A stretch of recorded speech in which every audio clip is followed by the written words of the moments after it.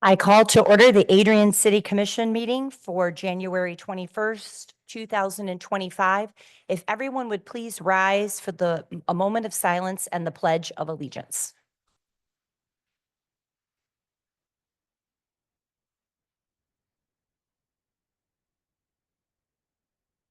Of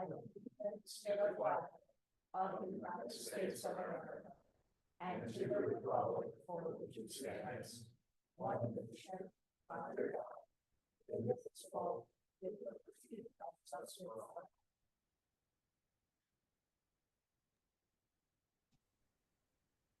Roll call, please. Mayor Heath, Present. Commissioner Benke, Present. Commissioner Schwartz, Present. Commissioner Roberts, Present. Commissioner Miller, Present. Commissioner Castleberry, Present. Commissioner Gauss, Present. all commission members present. At this time, we will have public comment regarding items that are on the agenda. We will start inside the city chambers first. And just to reiterate, you have a 3-minute time limit. And for the record, please state your name and place of residence. And also just to remind you that commissioners and myself will not respond to public comment. It is a time for you to comment. And if you want to have dialogue, you can do that after the meeting, but we will not respond to you. After we have exhausted all public comment inside the chambers, we will then open it up to the Zoom participants. We will begin now.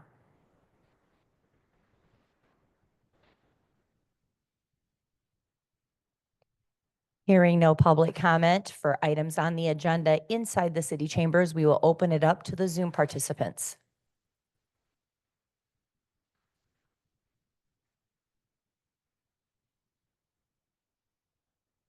Hearing no public comment, we will now move on to the work study session, and I will hand it over to our city administrator, Greg Elliott.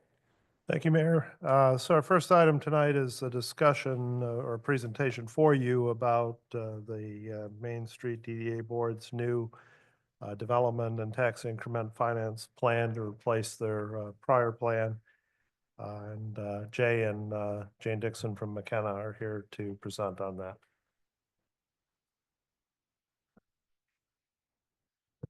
Good afternoon. We have Jane Dixon from McKenna here. She's going to be presenting about the Downtown Development Authority plan and the TIF financing plan. So if you have any questions, you can either ask her or myself after the presentation, but Jane will be doing the presentation of the plan. Can you kind of presage what's coming up here that the commission's going to be asked to do also? Yeah, so this is the presentation of the plan. This is a renewal of the Downtown Development Authority plan. It's a 30-year plan. The current plan has been in place for about 35 years. There was an initial 30-year plan with a 5-year renewal that took place, and we're getting to the end of that 5-year renewal. This will be extending it for 30 years. That will come before you in subsequent meetings, 2 readings to approve the plan and the financing part of that. This is basically telling you what the plan is, how we intend to move the downtown forward over those 30 years, the projects, the mission. The board has been working very hard at this. It's really their plan. They've also been working with Michigan Main Street, creating this strategic 30-year plan for the downtown. So I'm very excited about it, and I think Jane will do a great job explaining that to you. Thank you, Jay. I know you have a lot on your agenda today, so I will keep it efficient and we will have lots of time for questions, whatever you might need covered. So as Jay presented, this is an amendment to the Downtown Development Authority's development plan and the tax increment financing plan. The current 35-year kind of initial plan will expire at the beginning of March. And so the adoption process will be in February. I'm just going to go over kind of a quick introduction of my team and the project objectives, and then we'll talk about how we kind of came to the conclusions and recommendations in the plan, what those recommendations are, and then we'll talk a little bit more about the schedule as well. So I'm Jane Dixon. This is the rest of the team that's been supporting the plan development. So a lot of faces behind the scenes to get a really great plan for the city. We've been working with the Downtown Development Authority since last April, we kicked it off with a walking tour. We've done a workshop with them, and we've had stakeholder engagement both with the public at large and then kind of identified key stakeholders in the community as well. So lots of people that have worked and touched this plan, and now all of you as well. So the objectives of this is really to identify the future of downtown Adrian and continue the tax increment financing for the Downtown Development Authority. If we can maybe proceed to the next slide.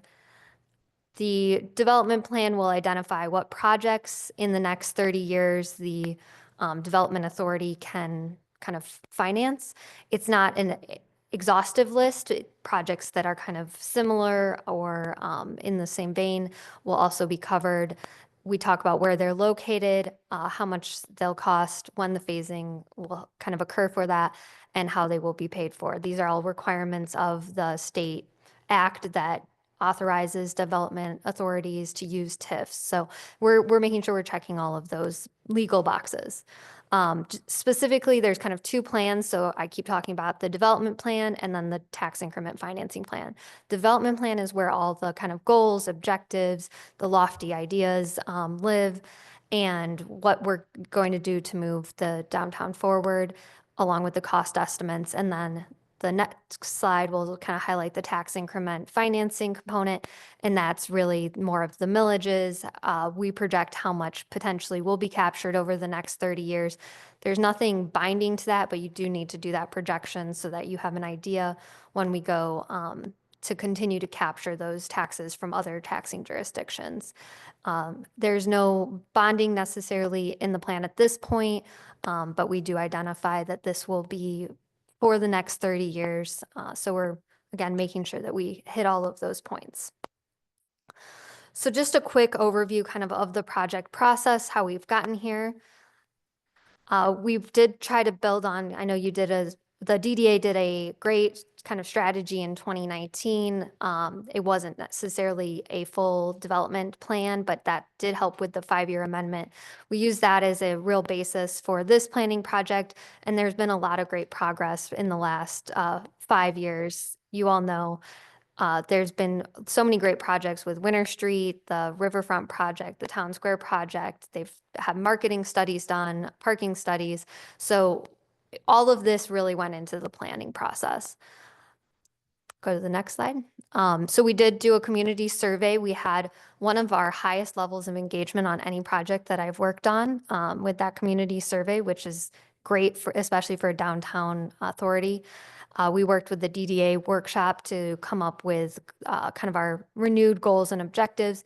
We did 8 stakeholder interviews with key kind of members in the community. And then there's also a component of a development area citizens council that we've been working with. They are residents of the development area and have been advising on the plan process as well. Just really quick, I'm not going to get into the nitty gritty, but just wanted to show this is, coming directly from the community, coming from your DDA board. We asked, what would make things more inviting, and then we took that directly into the plan. I don't think any of these results will be surprising to you, but I just like to highlight that, you had over 370 respondents to the survey, and so it is a broad-based plan.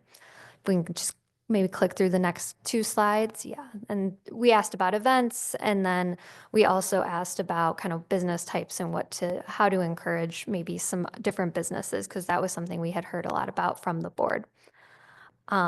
So that all led into the creation of the goals and objectives of this plan. And I'm not going to read these out, but we kind of focused on 5 major categories, placemaking being kind of the highest priority, which is obviously a lot of the projects are already supporting, especially with that Town Square project, the Riverfront project. And then goal number 2, kind of the promotion of community, building stronger connections and partnerships, had really great conversations with Sienna Heights in the process, different community organizations, and how we can all work together with the Chamber of Commerce. So thinking about public programming and also broadening those partnerships. And that's kind of the building further on that with the connecting organizations.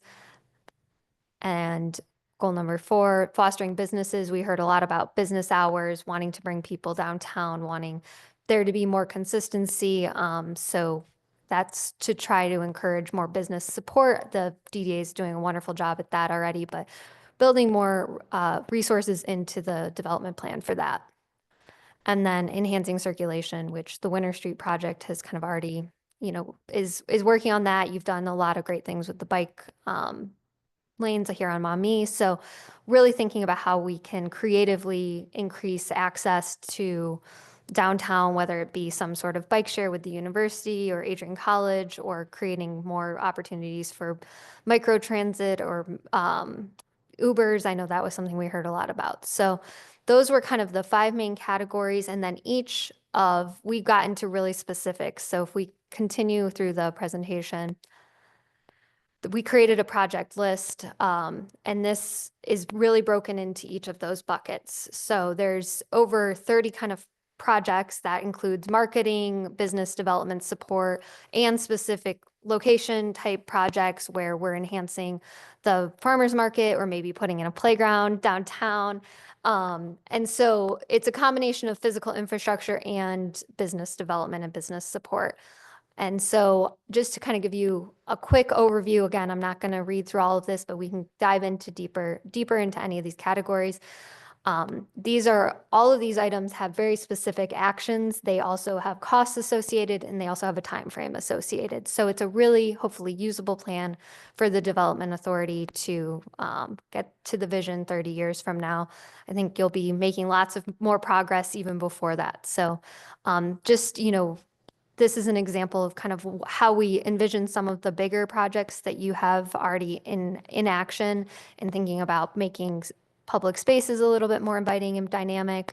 And then if we proceed to the next slide, we try to think pretty broadly from river recreation to kind of a downtown dog park potentially, and what type of event types that we might want to be programming in the more recent future, and then think about what might be coming down the line from there.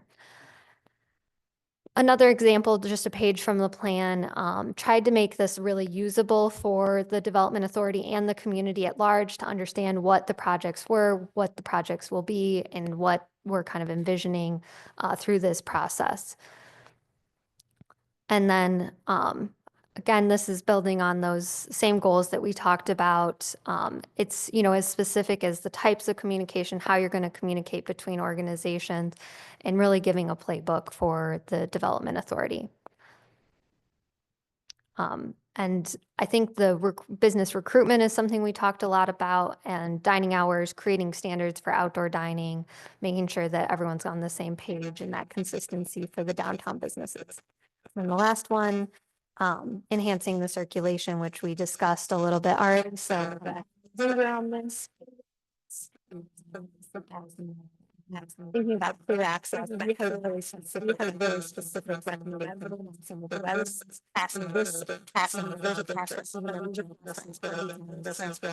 So kind of incorporating that level of detail as well.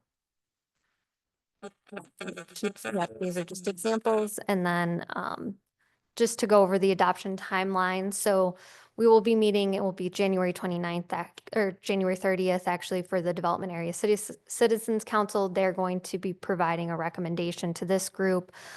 February 3rd at your City Commission meeting will be the first reading for the adoption of the plan. We will be at the Downtown Development Authority Board meeting on February 12th to issue a official recommendation, although we've been working hand in hand since April with that board. And then February 17th will be the public hearing, second reading and adoption. Any questions? So Jane, is this actually an ordinance that we have to have It is an ordinance, 2 yes. readings on? Okay. Jane, I just have a question. So 5 years down the road, 10 years down the road, and there needs to be significant changes or different ideas, new projects, things like that. Is the plan flexible enough to allow those to be made? Absolutely. Because probably none of us will be here, and we're approving a plan that will go way into the future. Yes, so similar to the plan that first established the DDA back in 1992 and took you through 30 years with that plan, while it has a lot of specific action and wants to give a road plan, it also has lots of language that says this is not, exhaustive, and we understand that as things change, that different projects might come into place. So it's by no means legally binding either. There's nothing, you don't have to complete all of the projects on the list, and you can also create different projects or create different type of support for your businesses as you see fit. Thank you. So is it correct that the tax capture for this year is around $147,000? That's what you have listed in the presentation. I will pull up the plan. I don't want to misspeak. But if that's what's listed in the projection table, I'm letting this get its bearings here, but I believe that's correct. Okay, So it's towards the end of the plan. There's the table that projects that out for the 30-year period. Gotcha. So if we're going to be capturing, at the beginning of this 30-year period, close to 150,000, and at the end, that number will obviously work its way up. But yet we see projects in there, listed for 5 million, 3.2, 4.1 million. So this TIF capture is clearly not going to fund these projects that are listed here. That's correct. So it's one component of funding. The DDA has had a lot of success already getting grant funding, private contributions. The plan, takes that into account and speaks to the fact that there's going to be lots of funding components that go into these projects. The tax increment financing component, you have to do that projection of the millages to be able to continue to capture those taxes from the other taxing jurisdictions. So right now, the DDA captures taxes from the county and the city. And so for those to continue, for that little bit, that pot of money to continue, you have to kind of do this, but you understand that that won't be the only source of funding for these projects. And just to explain a TIF for John Q. Public. So as we capture that tax, and you made mention of it, the taxes that would have, as there's an increase, the taxes that would have gone to either the county, the city, or the city's road millage, those would then go to this taxing authority that would not impact from the public schools or the ISD or the Adrian District Library.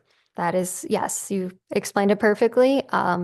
So the TIF that funds the DDA is already capturing funds from the city, the local funds, road millage, and then the county. So we're only extending what is already existing, which does not impact the schools in any way, or the district library, or any other taxing jurisdictions. So it will just be maintaining what already exists in terms of the tax capture. And then that 150,000 for this upcoming year, is that general operations for DDA, or is that specific to projects, or is that budgeted at the discretion of the DDA board? It's budgeted at the discretion of the DDA board. So they will, utilize those funds however they see fit over the next 30 years. But this plan kind of gives some ideas and additional projects to be fulfilled if there were extra money above operating costs. So then to answer one last question, why would we want to do a TIF instead of just allocating money directly from the city coffers for this?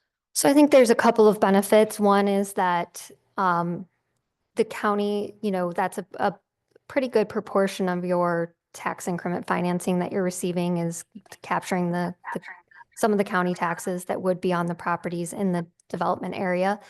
Additionally, if you see all of these really great projects that are planned be really successful, and there's a really big jump in taxes, then you can kind of see that incremental growth with that proportion of potential increase in tax revenue. So it's, I guess, a little bit more tied to the improvements too in the district. So it's not necessarily going to just be whatever the city might, be able to contribute at that time. It incentivizes more investment in the district because, at that point, you're also helping the greater community, but you're not necessarily pulling resources from other parts of the city's budget. It's really staying centralized and focused on the area that the taxes are coming from. Great. Thank you very much. Yeah.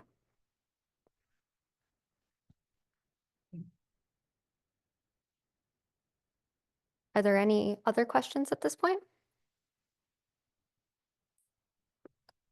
Hey, thanks, Great. Jay. I will see you in February. Thank you. Item number 2 for work study. So we are now the owners of the Fee House. The estate has been wrapped up and the attorney for the estate has deeded the house to the city. So it's now time to plan regarding what we're going to do with that house. The condition is the estate put a new roof on it, so it's watertight. Utilities are off other than electric. It's secure. Parks is maintaining grounds right now, but we need to have a plan for what we're going to do with it. I mean, my suggestion to you would be that we take proposals that purport to accomplish the redevelopment of the house into a habitable structure again. It is very far from that right now. There was water damage that occurred before the estate took over. It hasn't been updated in many years. There's not gutters on the house. It's sound, but it needs a lot of cosmetic work and some, well, it's mostly cosmetic, but things have been damaged inside from water infiltration before we were able to put the new roof on. So it needs a lot of work. I mean, it'll be very expensive to restore it to a condition that someone would want to live in. I think that in my mind, that's what we would want to have be the end product. And so I would say rather than auctioning it off or taking bids, that we specifically seek out proposals that would accomplish that. And then review those in terms of the capacity of those wanting to offer proposals to accomplish that. Because I think it does have great significance to the city. Obviously, the Fee family are responsible for the endowment that takes care of most of our parkland. And this in fact sits across from the park that is named after that family. It's quite an important historic home within the city, and I would think we would want to have it properly restored, but open that up for your discussion. Greg, how will you solicit the proposals? I mean, what's the process? We'd advertise them in, the normal course as we do such things. I think we go above and beyond to try to find as many as we possibly could, not just this typical publication that we do for taking bids, but actually, go out there and have the request available on as many media sources as we could, to make it widely known. Thank you. And would the historic commission would need to be involved as well, correct, for anything they're doing there because of historical or no? No, it's not in the historic district. It's not. Okay, I wasn't sure. It's on Main. It's on Main I Street. didn't know if it butted up to that and it included. Are you asking that we have bids that will complete all the work by one company? Well, I don't, not that we're gonna hire somebody to do it, but rather that somebody wants to acquire it and they agree in the process of acquiring it that they will fix it up, or, I see. similar to some other real estate deals we are working on. If the work doesn't in fact transpire as agreed, then, it would come back to the city at that point. And is the assumption it would be one single family home? I don't know that we would presume. It's obviously quite large, and so, I don't know that we would, in my mind, we wouldn't dictate that necessarily. What we want is it restored to a productive place in the city. So then let the market drive that decision of what that rehab would cost and how it would be configured. That would be my suggestion.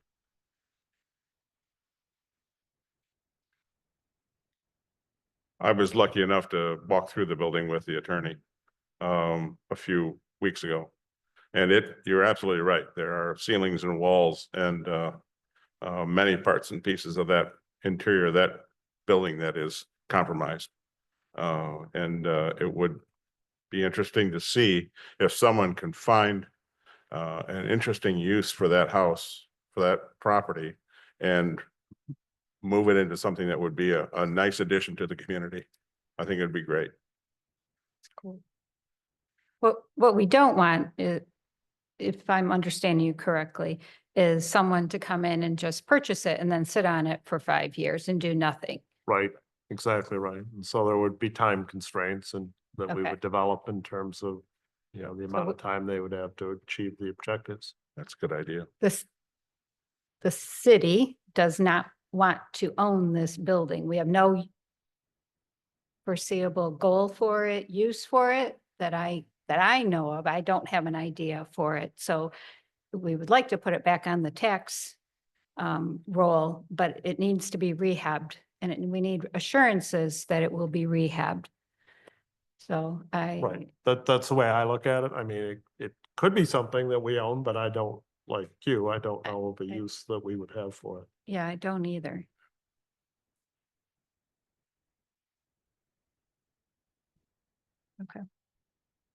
Are there any, excuse me, are there any other communities, municipalities that have had something similar happen? And there's some examples that we can look at or see how they've turned out, or?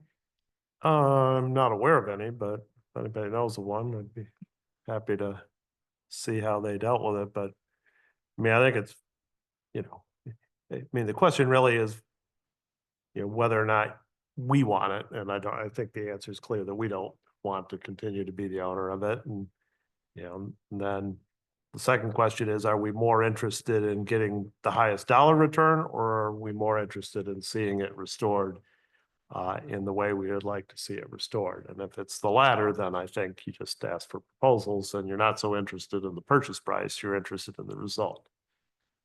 How would we feel if the proposal came in and said they want to knock it down? Yeah, I Are would we- think we wouldn't be cool with that, Yeah. but it's up to y'all, of course. I don't know. That was my concern as well, because I'm worried that somebody's going to want to come in and build some big apartment complex on there or something. That was the Which fear. wouldn't be terrible. We need housing. Yes. So I mean, I Doug, don't think even- you could replace that. It's not in that kind of bad condition. I No. mean, No, Commissioner Miller, maybe you disagree, but I don't think structurally it's in bad shape. And so, I don't think you could build something back, for the price that you could restore it. that's absolutely right. I didn't mean to imply that it structurally was in question. I would say that it's cosmetically, once we have someone who is interested in that building, they could make those renovations and corrections to fit their plans. You stand there with 5 or 6 people and they'll have 5 or 6 different ideas about what that building could be used for. It's, I think we could put that within the parameters of when we put that out for a bid, that we're not tearing it down, we're not doing this, we're not doing that, and then here's the time restraints or limitations that we have. I would like to see it stay if that's an option. I think it has some significant historical Yep. value to this community. And I think there are some other parcels where we could tear down or build apartments. I certainly want apartments too. I know we need that, but I would like to see this. If we can get proposals that someone will rehab and take good care of that, we can get it back on the tax rolls and we have a beautiful house on Main Street. I think that's the best option. I agree with Commissioner Castleberry. Although it's not in the historic district, I consider it a historic home, particularly given the history of the Fee family and the contributions they've made to the city. I think it's important to save that house and turn it into something really special. I would think to answer Commissioner Castleberry's question about examples of municipal-owned buildings, we can look just down the street to Adrian College and the apartments that they own for their staff. I'm not sure that this would be the context that we would want to have a building like that, converted into employee housing for city employees. I do know of school districts across the country that have built teacher housing to attract and retain teachers where housing has been a shortage. And I'm sure that's probably also a recruitment strategy, but probably not with this piece of property or this building. I will say it's quite a large piece of property too, so it has the potential to have more on it than just that house, particularly if someone didn't retain the carriage house. But it's also not zoned for multiple family use currently, and I don't think that's probably in the, I don't recall what's in the master plan about it, but I would suspect it's part of a single family designated area, which is, as the new zoning ordinance comes to you here, you'll see is not single family anymore. It's two family across the board. So it would have the potential to be more than a one family home, but also it's such a unique site that it would be appropriate for plan unit development treatment in the future if somebody needed greater flexibility in terms of the uses that it could be put to. That's what I was going to ask. If somebody wanted to make it an event center or something like that, is that something that they would be allowed to do with that?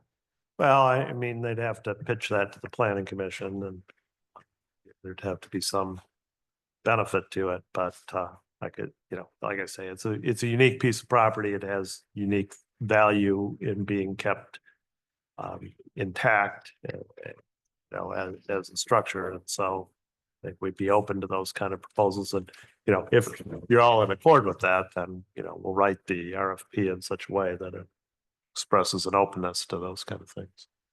Mhm. All right, anything else on that? Nope. All right, Mayor, who's gonna do the bicentennial? You or Commissioner Roberts?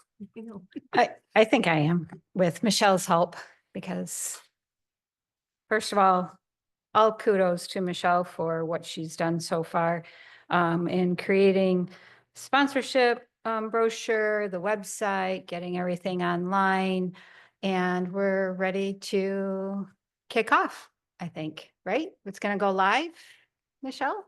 Yep. All right. So Adrian Bicentennial. So we are celebrating our 200th birthday this July 3rd, 4th, 5th, and 6th. So it'll take place starting Thursday evening and ending on Sunday afternoon. When we started meeting about this, last May, maybe June. There were 1,000 different ideas and we've coalesced all of those into a pretty nice weekend celebrating Adrian and our history and our future, I think. So one of the biggest things that I'm proud of and proud of our community about is the collaboration that we have received from so many different groups that have jumped on board and wanted to be a part of the celebration.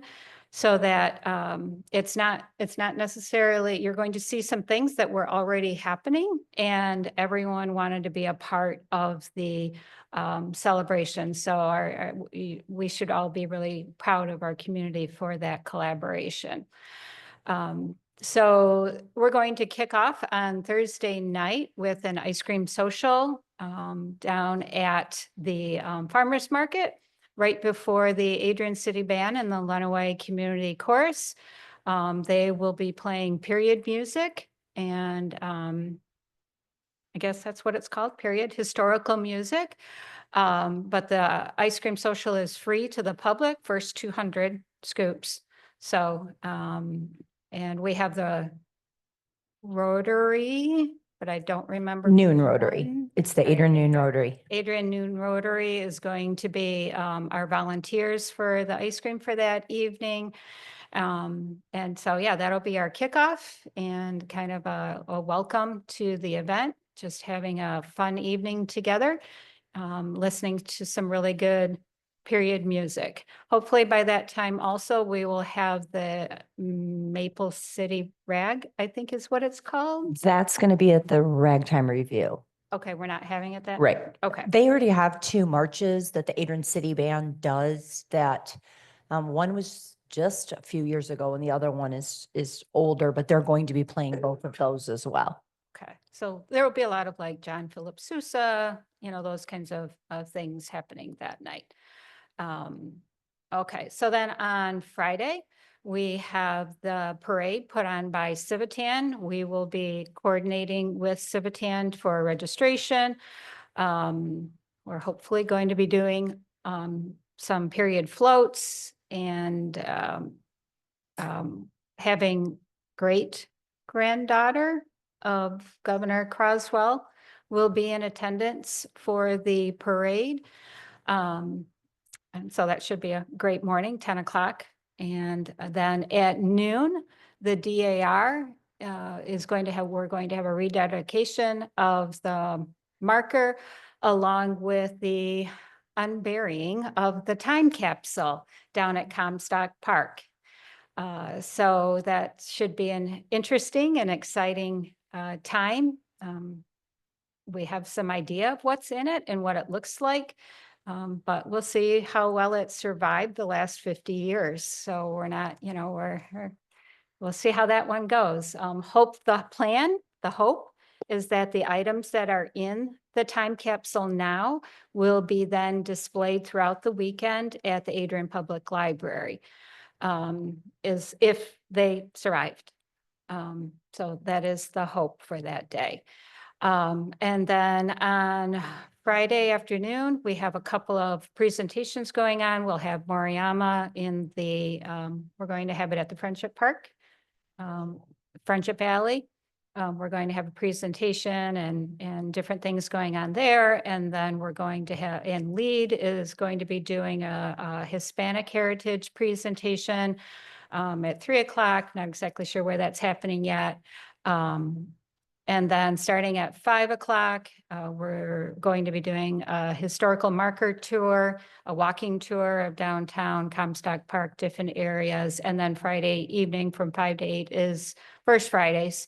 That will be designed by the DDA and First Fridays activity or new activities events person, I assume.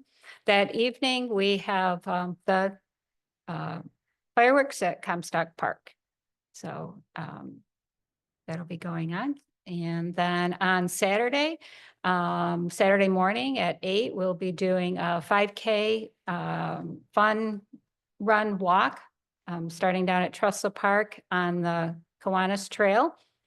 And then we have a Parade of Homes tour from 9 to 1 that will, that is a ticketed item. So there are, I believe, 11 homes right now in the historic district, including the DAR home. And so that will be a ticketed item. And that is, we're partnering with the ACA on that one, and they will be running that. But those homes will be open for touring. We also have the farmers market that morning. Hopefully we can get the market to do some activities around the bicentennial that morning. And then really exciting at Island Park at noon, we have the Walker Tavern Wheels will be playing a vintage baseball game against, forgot it, but it's on my phone, Detroit something or other. I cannot remember the name of it, but that is another, that's a free event down at Island Park. We'll just ask for people to come bring their picnic lunches and blankets and just have a grand old time learning about vintage baseball. We'll also have the Page Fence, who was a baseball team in Adrian. Former Mayor Chuck Jacobson has purchased a Page Fence jersey that will be on display. And we're seeing if we can get some other Adrian vintage baseball items that will be available there, and to see if we can have a speaker, someone who might know more about all of that than any of us do. We're still working on that part of it. And then activities move over to the Plain Wave campus, and we turn things over to the Ragtime Review, River Raisin Ragtime Review. They've been a huge partner with us, and they are doing a Model T parade, all of their usual stuff that has been happening the last several years, capping off with with fireworks that night. So you'll have fireworks both Friday night and Saturday night. And they will do a Maple City Rag, which will be Yeah. revealed that evening. It's brand new, it's being commissioned and worked on right now. So we will have that in perpetuity. So Sunday morning, we have the Parade of Homes tour again. So if you didn't catch it on Saturday, you can do it on Sunday. And then at noon, we're going to be burying a time capsule.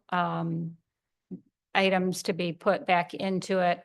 We're still determining what those items will be and how that's all going to work. So more information on that. And then this all takes place at Comstock Park, and then we'd like an old-fashioned family picnic at Comstock Park, where everyone again brings their blankets and picnic baskets. Maybe some old-fashioned games will be showing up that day. Along with, I do believe, 200 cupcakes are going to be arriving for people. We're hoping to secure a couple of food trucks. Just a time for the community to get together and enjoy an afternoon at one of our parks together. And one thing that I've been working on that we didn't have on the schedule yet, because I've been working with the Historical Society on it, but Sunday morning as well, there's going to be a historical bike ride for families to bike with the mayor. And we're going to go out to the cemetery, and we're going to go to a bunch of different spots and talk about those different historical areas as we bike through the city of Adrian. Some things that will be happening that are not scheduled items. So the Adrian Public Library is having a biblio board, it's called. And so if you have historical pictures of Adrian and you would like to share them, it's our scrap.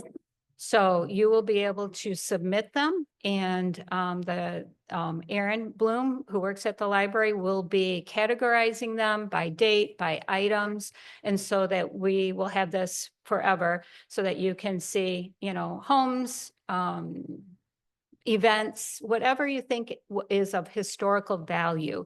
And so think of it like a scrapbook, but instead of on paper, it's now going to be digital. So if if you grew up here and you were, you are 10 and you have a picture of you in the 4th of July parade from whenever that happened, you could submit that. So that's happening. It's kicked off this week. So this I believe is live now, and so we'll put out a press release on how to submit your items. Another thing that the library is doing is they will begin, they're going to be doing weekly trivia contests, historical trivia contests starting in May. So I believe it's all the month of May and then the month of June. So they're going to be, they're going to be doing a historical trivia contest. Also, we have Ben and Aaron over here. They have been working very diligently on something called geocaching.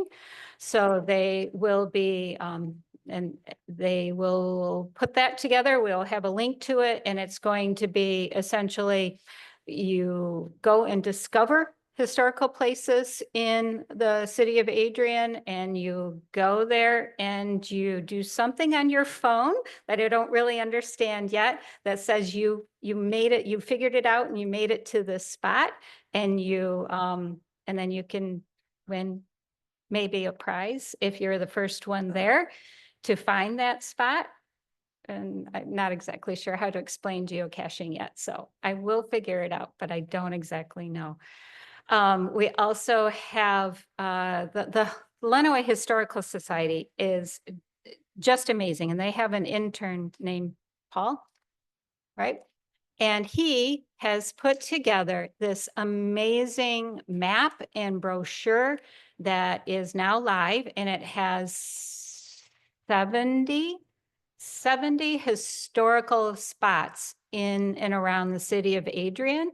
And so we will have this map available. It's already online, and we will have it printed for people to know, okay, here's what happened at this building on this date. So if you can go to the one that shows like all the descriptions, Michelle, do you have that one? So the first one is just like, okay, here's where the Korean War Memorial is. Here's where, different things happened.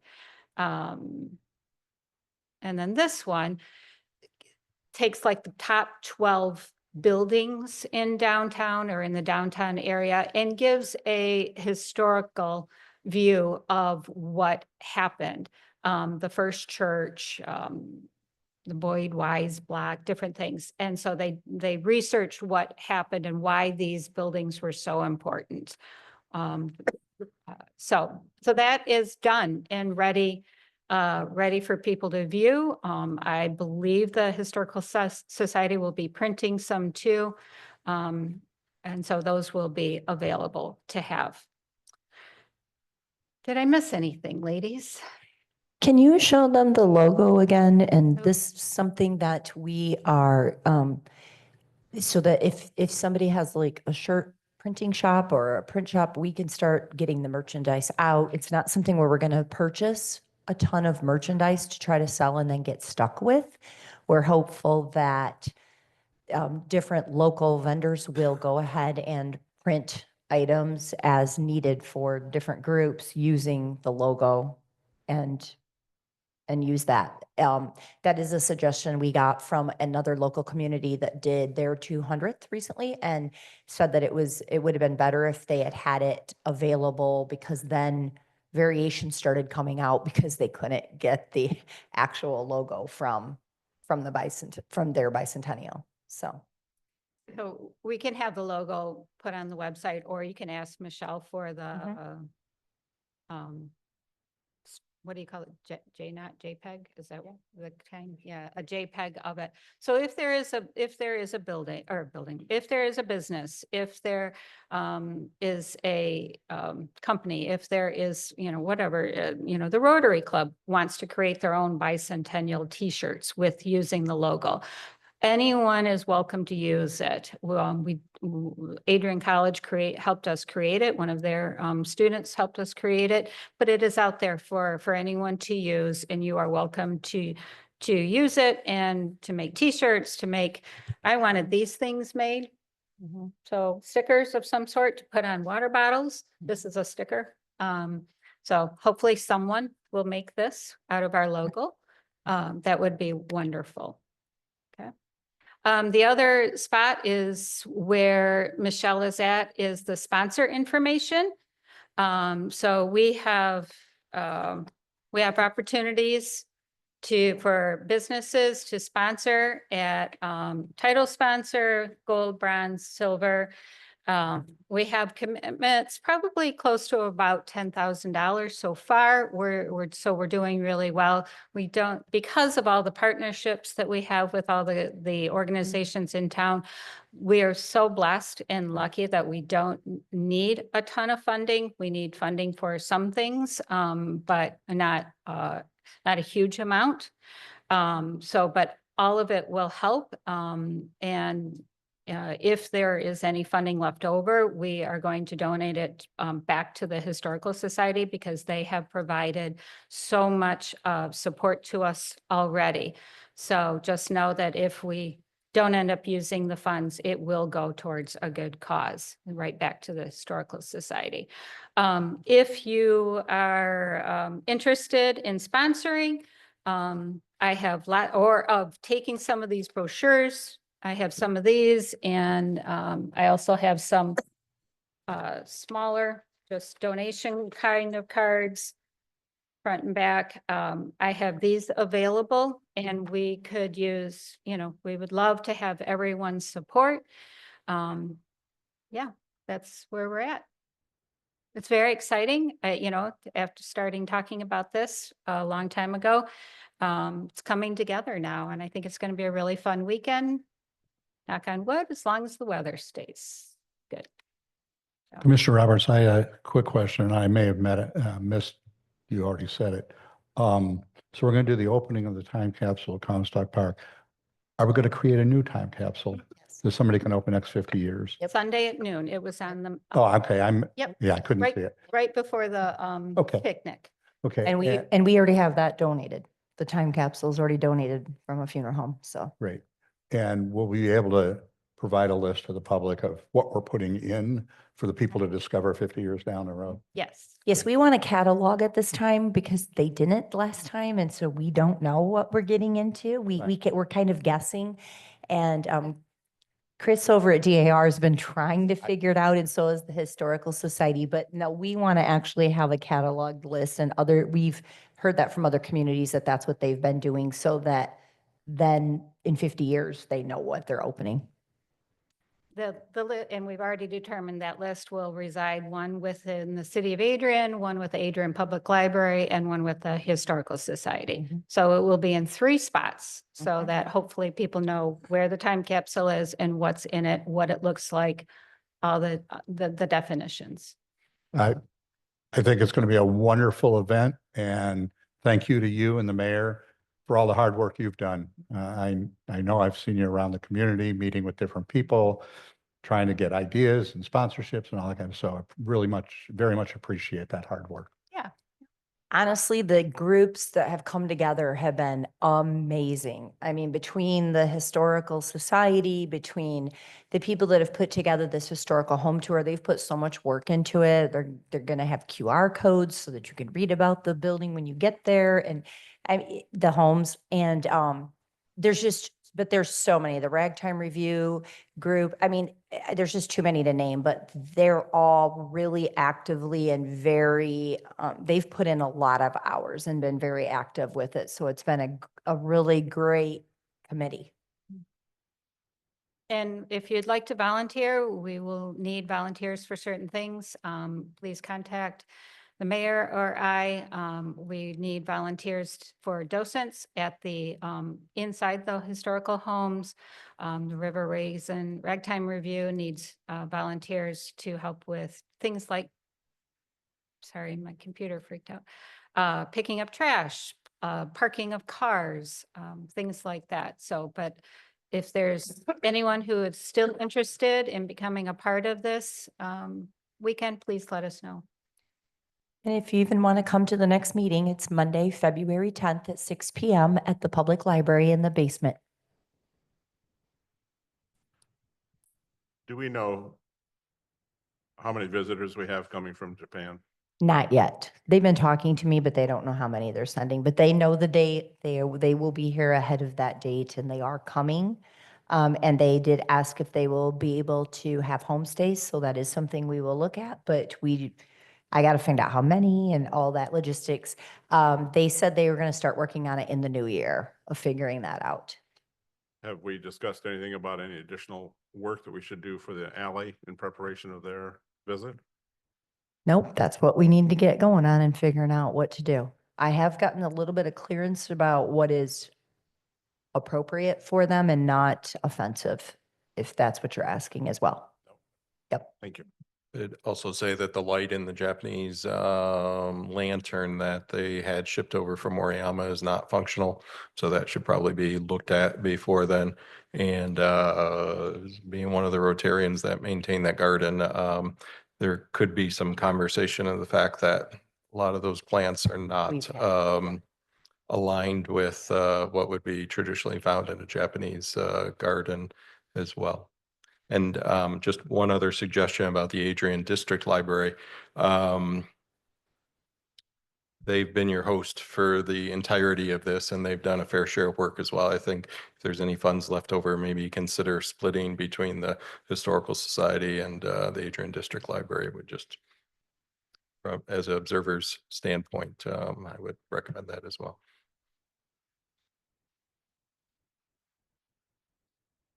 Okay, anything else on the bicentennial? All right, hearing none. For our next item, we actually have an opinion from the city attorney. So in order to hear that, I would ask for motion to go into closed session. I make a motion to go into closed session. I'll support that. We have a motion from Commissioner Roberts with a second from Commissioner Banky. Roll call, please. Commissioner Benke, Yes. Commissioner Schwartz, No. Commissioner Roberts, Yes. Commissioner Miller, No. Commissioner Castleberry, No. Commissioner Gauss. No. Motion failed. I'm sorry, Mayor Heath. No. And now motion failed. Okay, well, I cannot share the opinion with you then.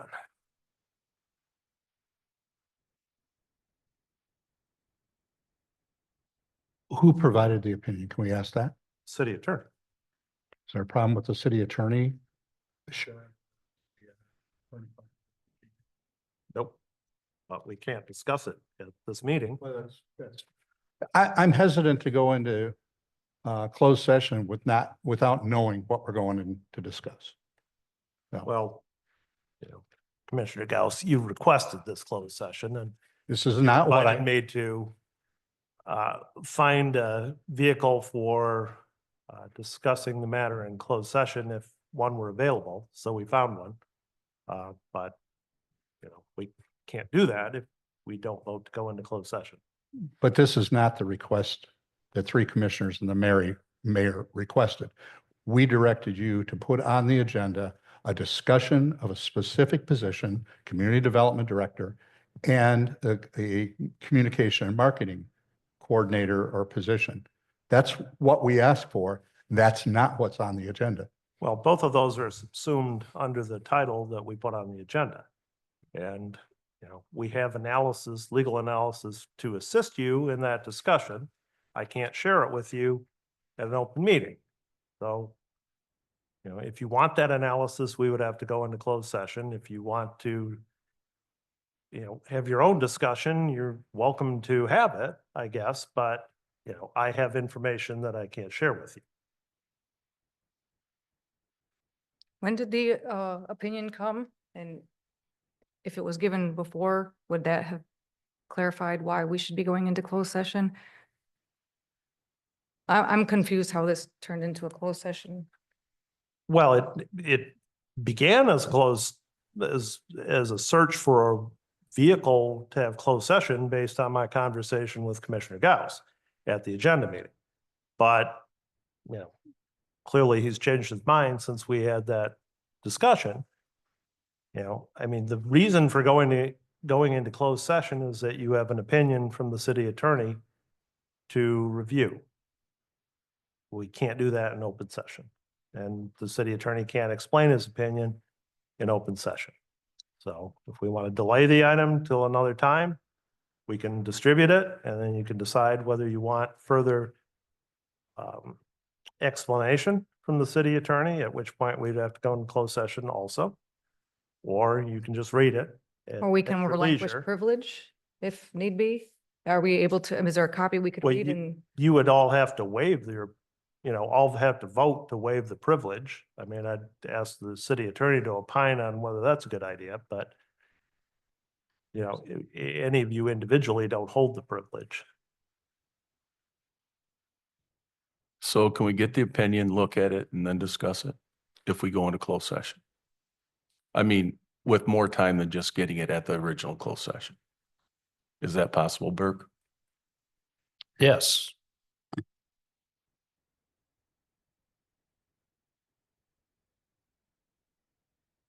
Typically, I have delivered the opinions to the administrator instead of to all 7 people, and then the administrator distributes them.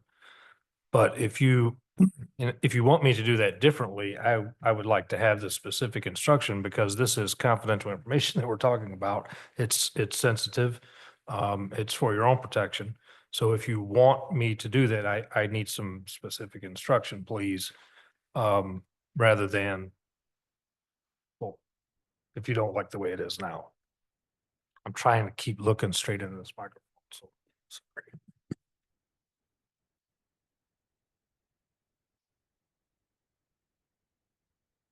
My personal thing is that I would like to be able to read them so I'm better prepared when we go into closed session.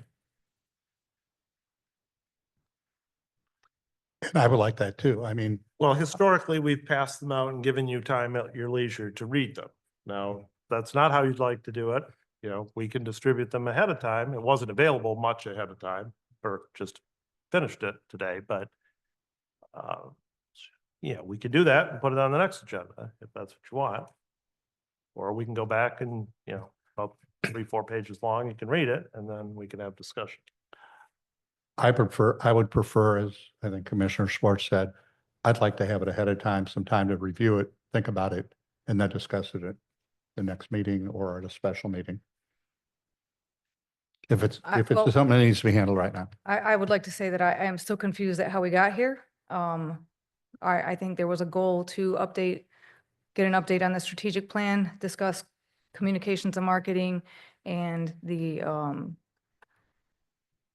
community development director position. I'm not sure how we've gotten here. I'm not sure who requested an opinion from the city attorney. The privilege goes to the commission. Moving forward, I would like to say that as soon as an opinion is given to us, that communication goes through us. The city attorney works for the commission, not the city administrator. And I feel like I'm very much out of the loop right now. I do not like to go into closed session if I don't have to. I think that construes mistrust to our constituents, and this is very frustrating for me. I still don't understand why we're being given an opinion to talk about better communication and things we can do to make our city better. I have no idea how we got to this point. I am incredibly frustrated. That being said, I would make a motion to go into closed session and review this opinion, because I do not want to hold up progress for our community either. But I feel like I have been placed between a rock and a hard place, and I'm not happy.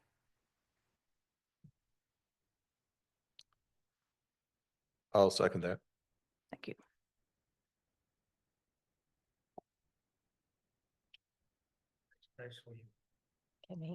Can't second that. Someone who voted no has to second that. I can't. I second it.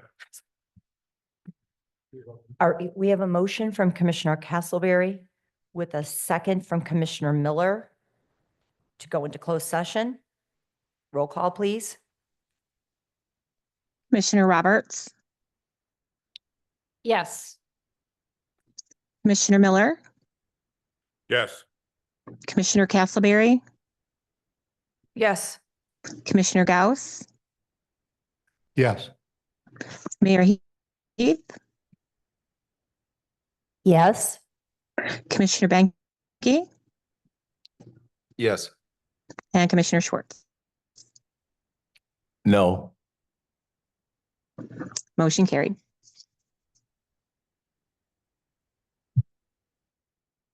We will come out of closed session and continue the meeting.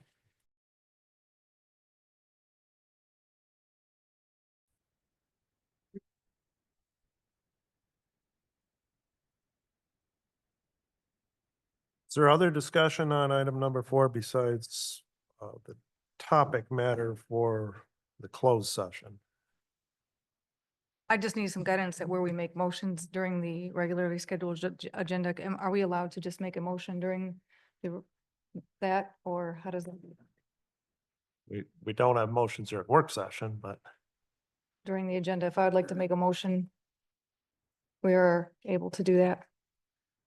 Yes, you are able to make a motion.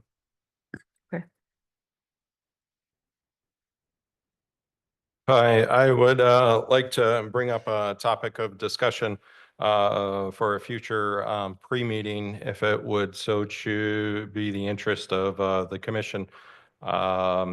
In our interest as we look at the importance of an administrator evaluation of potentially having Peter Dams. He was the author of the Battle Creek City Administrator Evaluation. If he could give us a potential overview to see of the advantages of the evaluation process for something for us to consider as we move forward.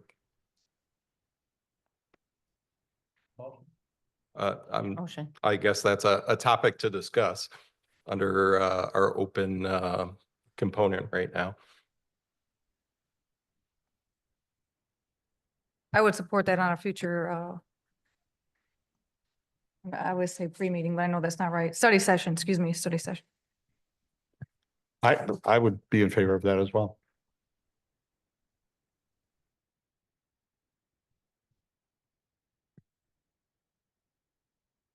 anything else for work session? Mayor, I'll turn it back to you. May I get a motion to approve the agenda? So moved. Support. We have a motion from Commissioner Roberts with a second from Commissioner Banky. Roll call, please. Commissioner Miller, Yes. Commissioner Castleberry, Yes. Commissioner Gauss, Yes. Mayor Heath, Yes. Commissioner Banky, Yes. Commissioner Schwartz, Yes. Commissioner Roberts. Yes. Motion carried. Moving on to the consent agenda. May I get a motion to adopt the consent agenda? So moved. Support. We have a motion from Commissioner Roberts with a second from Commissioner Schwartz. Roll call, please. Commissioner Castleberry, Yes. Commissioner Gauss, Yes. Mayor Heath, Yes. Commissioner Banky, Yes. Commissioner Schwartz, Yes. Commissioner Roberts, Yes. Commissioner Miller. Yes. Motion carried. Moving on to resolutions. Resolution R25-003 is from Utilities. Sorry. It is a resolution to approve the purchase of a dump box for O&M. May I get a motion to adopt the resolution? So moved. Support. Is there any commissioner discussion or questions on this? We have a motion from Commissioner Castleberry with a second from Commissioner Miller. Roll call, please. Commissioner Gauss, Yes. Mayor Heath, Yes. Commissioner Banky, Yes.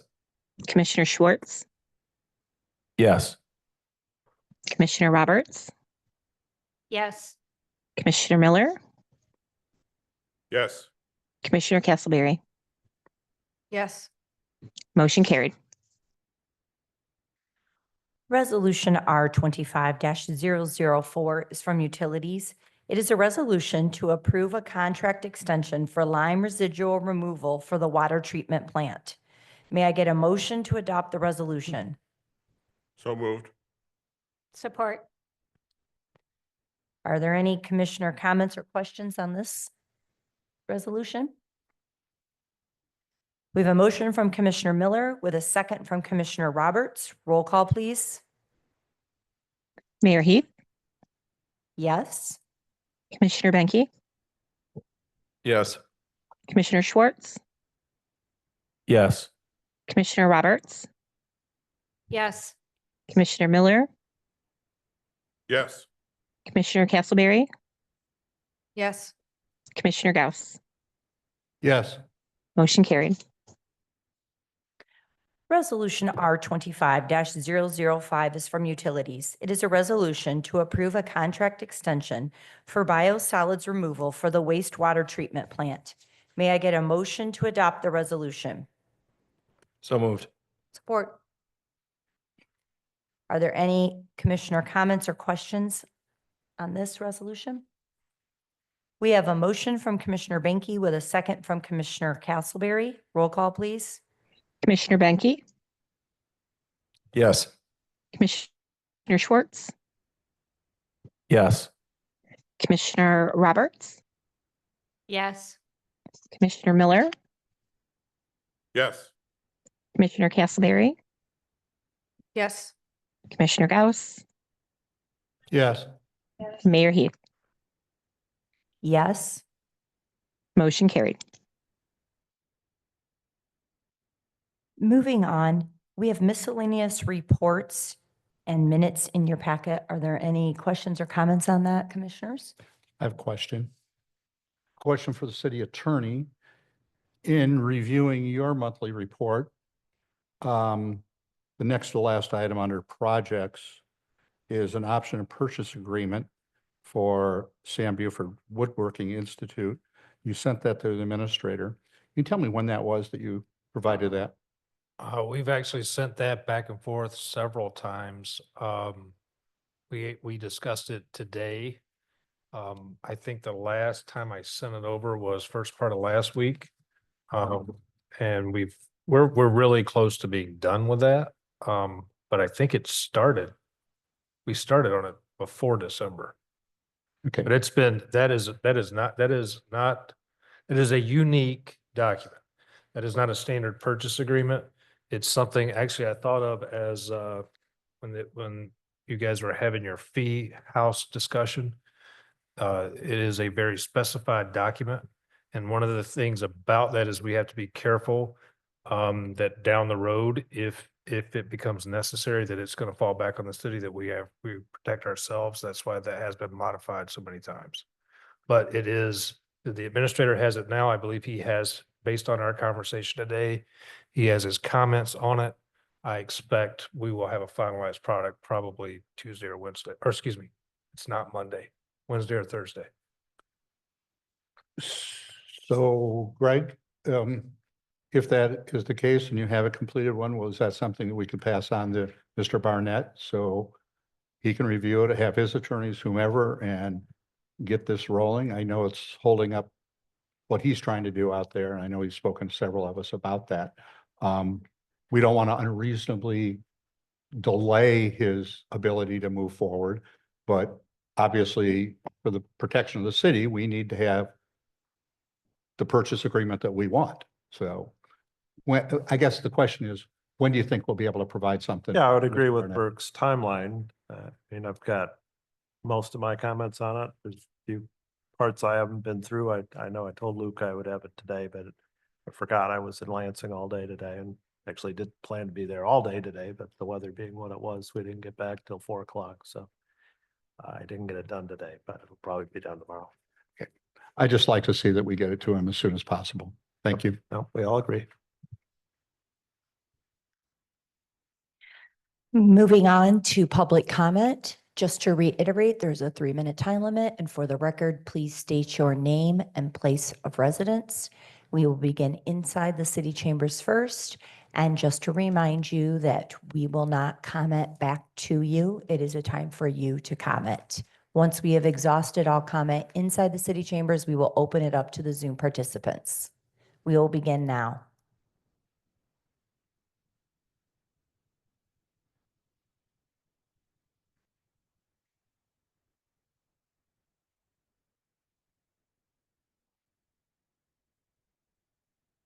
Keith Miller, City of Adrian. Once again, the City Public Works did not disappoint. I talked to you about a water leak the last time I was here. They still haven't touched it. It's not leaking right now because it's -2 degrees, but the other day when it was 36 degrees, it was flowing. Okay, sooner or later, somebody's gonna get killed at that intersection. It's gonna be two buses and they're gonna hit each other and somebody's gonna say, wow, why didn't we take care of that already? And I don't understand why it's not getting done. It's not like they're busy because I see them driving around all day long doing nothing. So they're staying warm though. And all that tax dollar gas that we're paying for. I agree with Commissioner Castleberry there. Every time you guys walk into that back room right there, it's deceit. There's not a thing that goes on in this city that the public should not be allowed to hear. Nothing. You give $125,000 to a guy a couple of weeks ago that you had to go in that meeting and talk about. But right after the meeting, we all found out about it. So why do you have to go in there and hide stuff from us? Because that's deceit. And it was your opinion, right? Well, everybody's entitled to their opinion, so voice your opinion. That's all I got to say. It's just, it's unnerving when you go in there and you talk about stuff that we're all paying, us taxpayers are paying for. And we don't have a say on it. We didn't have a say on that $125,000 you give that guy, although you already give him $74,000 before that. You give him fair market value is $74,000. Well, then you wouldn't give him $125,000 more because that wasn't fair market value. I don't understand where you guys think the money tree is growing from. You give, and we don't have this kind of money for you guys to give all the time. This is a small town. It's not like it's got 200,000 residents. It's only got 30,000. And half of them don't pay taxes. Have a blessed day. I still got a few seconds. I want to put in a bid for $100 for the fee house, so it doesn't get sold for $1. I'll do the $100. So you have to do at least 101. But I know that's going.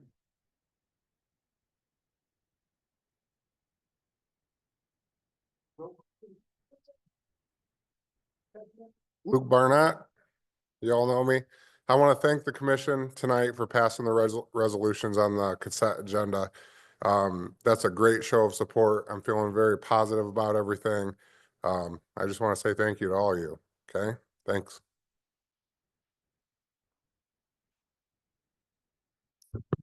Gail Dunaway, City of Adrian. I want to ditto what Mr. Miller said about the broken water main, corner of Elm and Chestnut. I reported this last summer. It was getting to be a splash pad. So let's get it fixed.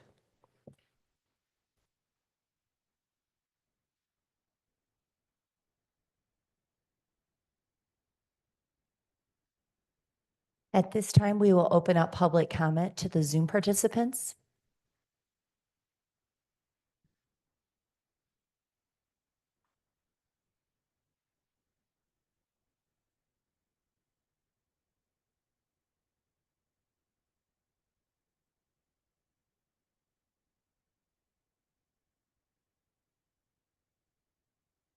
Hearing no public comment, are there any commissioner comments? Can we get an answer on Elm and Chestnut? This week? It's the utilities department, obviously, not DPW, and I talked to Director Sadler about it after the last meeting, and they are aware of it. They're not sure where it's coming from, but they're investigating. One comment I'd like to make, especially for anyone who has any connections with high school age students, especially seniors in Lenawee County. The Lenawee County Educational Foundation, the window for scholarships is open, and those scholarships applications will be open until February. So obviously an important time for college aid and also other post-secondary experiences. There is a specific one for students who live in the city of Adrian who will go off to any type of post-secondary education and come back to Lenawee County for their career. They should look for. And then also Chico Cinco de Mayo is creating a new scholarship. And that one is not on there, but if you check out their Facebook page, information will become available shortly on that. I have two things to mark your calendars, please. If you will hold just one second, I want to make sure I have the right dates. Okay. So on Saturday, May 17th, there will be the Habitat for Humanity pickleball tournament again out at Heritage Park. More info will come on that. And then on Sunday, May 18th is the Greg Adams Erase the Stigma race, which will start and end again at the farmer's market. So just mark your calendars for that wonderful busy weekend. If you are interested in assisting with sponsorship opportunities for the bicentennial, please see me. I have lots of flyers and stuff, or if you know any businesses or anyone who'd like to be a sponsor, just let me know.